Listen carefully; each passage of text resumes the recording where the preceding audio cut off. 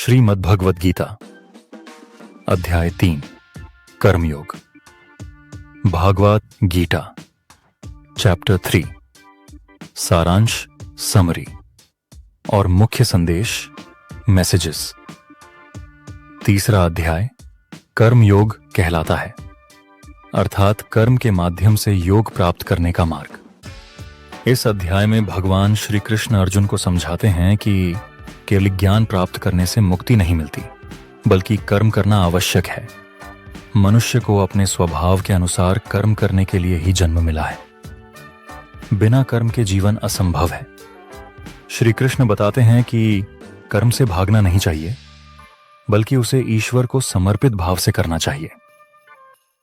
मुसीक्वेस्य साथी रीचय, जब कर्म निःस्वार्थ होकर किया जाता है तब वही कर्मयोग बन जाता है।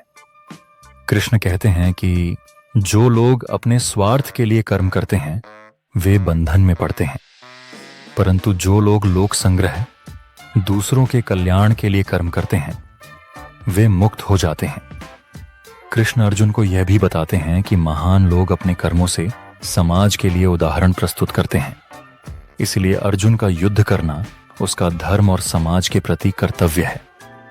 मुख्य संदेश मैसेजेस। 1. कर्म से भागना नहीं, कर्म में योग लाना आवश्यक है। 2.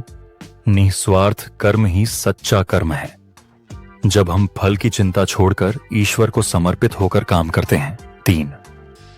समाज के कल्याण के लिए कर्म करो, क्योंकि हर व्यक्ति अपने कर्मों से दूसरों को प्रेरित करता है। 4. कर्म से ही मन की शुद्धि होती है, निष्क्रियता से नहीं।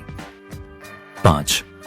महान व्यक्ति अपने आचरण से मार्ग दिखाते हैं, इसलिए कर्तव्यनिष्ठ रहना ही आदर्श है। 6. आसक्ति, क्रोध और लोभ से मुक्त होकर कर्म करना ही कर्मयोग का सार है। आइए एक दूसरे की मदद करें और इस वीडियो को दूसरों के साथ साझा करें।